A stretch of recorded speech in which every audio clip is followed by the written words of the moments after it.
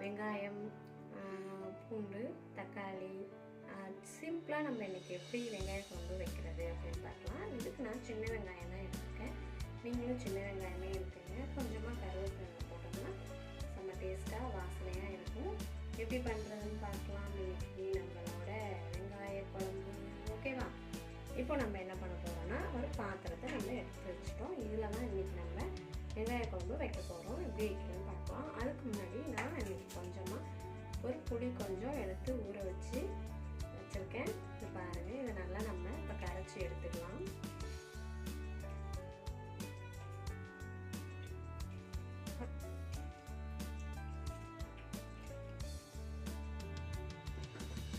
இன்னைக்கு நம்ம எப்படி செய்கிறது வெங்காய குழம்பு அப்படிங்கிறத நம்ம இன்னைக்கு பார்க்கலாம். ஓகேவா?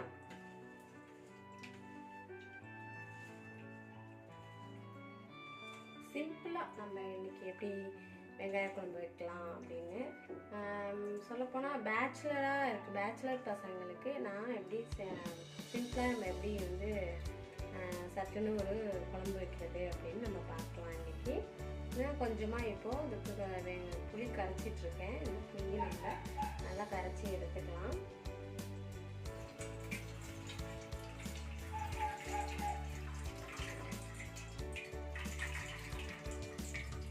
ரெண்டு மூணு தடவை நம்ம அதை வடிகட்டிக்கலாம்.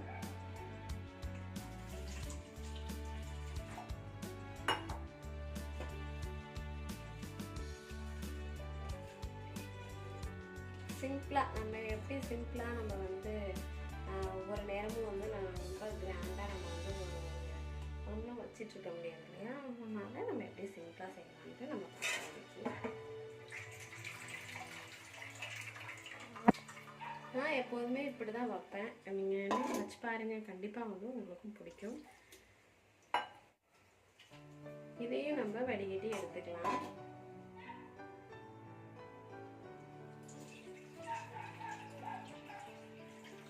சிம்பிளாக நம்ம எப்படி செய்கிறது தான் பார்க்குறோம். ரொம்ப பெருசாக இதில் எதுவுமே இல்லை. அதனால் நம்ம புளியையும் நல்லா வடிகட்டி நம்ம எடுத்துக்கலாம்.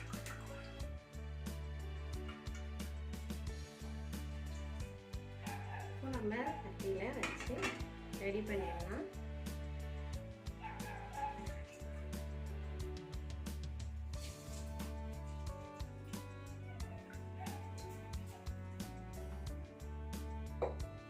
இப்போ நம்ம இந்த புளி கரைச்சி வச்சுருக்கோம் பாருங்கள். இந்த புளி போதும் இந்த குழம்புக்கு. நம்ம இப்போ கொஞ்சம் வெங்காயம், பூண்டு, தக்காளி இது எல்லாமே நம்ம ரெடி பண்ணி வச்சுருக்கோம். இப்போ நம்ம எப்படி வைக்கிறதுன்னு பார்க்கலாம். இப்போ நம்ம இந்த புளியில் என்ன பண்ண போகிறோம்னா, நான் ஒரு தக்காளி எடுத்து வச்சுருக்கேன் இல்லையா? அதோட ஒரு தக்காளி சைஸ், ஒரே ஒரு தக்காளி தான். இதை எடுத்து நம்ம இதில் கரைச்சிடலாம்.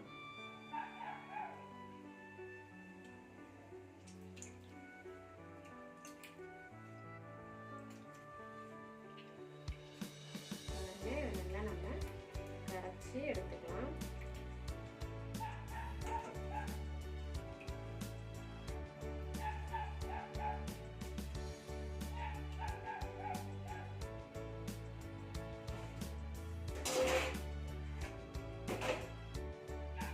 இப்போ நான் மிளகாத்தூள் அரைச்சி வச்சுருக்கேன் ஃப்ரெஷ்ஷாக. இப்போ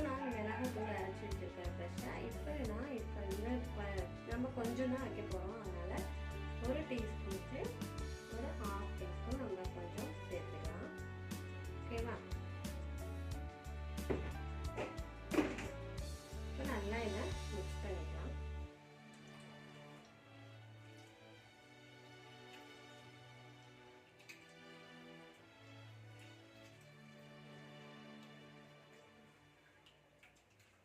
தக்காளியை நல்லா நம்ம கரைச்சி எடுத்துக்கலாம்.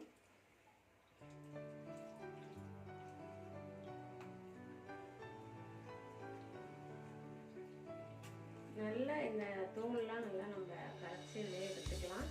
தேங்காய் கூட நம்ம வந்து நாங்கள் சில டைம் எல்லாத்துக்குமே நாங்கள் தேங்காய் ஊற்றுவோம். தேங்காய் அரைச்சி ஊற்றுவோம் அப்படின்னா தேங்காயும் பெருஞ்சீரகமும் கொஞ்சம் அரைச்சி நம்ம அதை கலந்துக்கலாம். இன்னும் நல்லாயிருக்கும். இது நான் பேச்சுலருக்காக சிம்பிளாக எப்படி நம்ம வைக்கிறோம் அப்படிங்கிறது தான் உங்களுக்கு சொல்லியிருக்கேன். போதும் நம்ம குழம்பு கரைச்சி எடுத்துக்கிட்டாச்சு.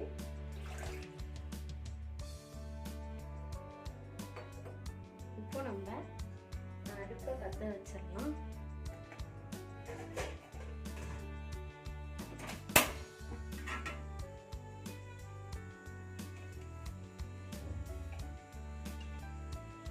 இப்போ நம்ம இதில் எண்ணெய் ஊற்றிக்கலாம்.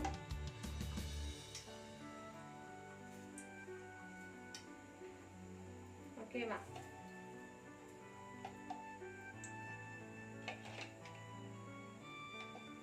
எண்ணெய் ஊற்றிட்டு நம்ம இப்போ வெந்தயம் கொஞ்சமாக போட்டுக்கலாம்.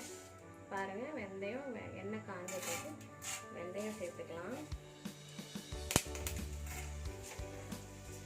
சிம்மில் வச்சுக்கோங்க. இப்போ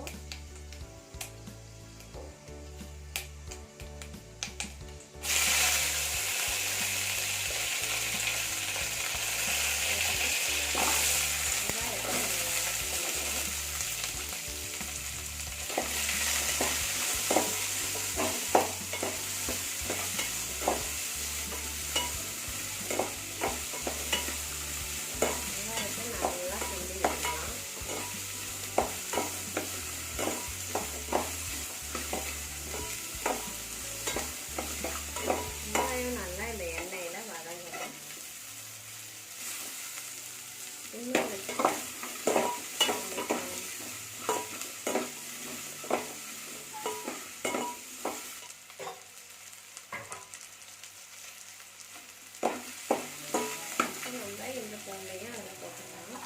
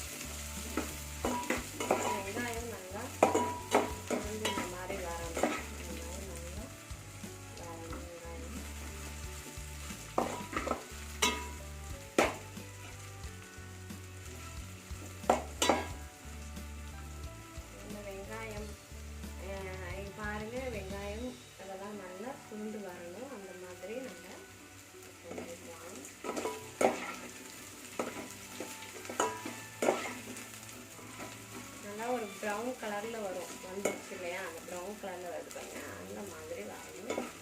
நல்லா சுருண்டு நமக்காக வரும், அந்த மாதிரி வரணும். இப்போ நம்ம கரைச்சி வச்சிருக்கிற இந்த புளி தண்ணியை வந்து நம்ம ஊற்றலாம். ஓகேவா?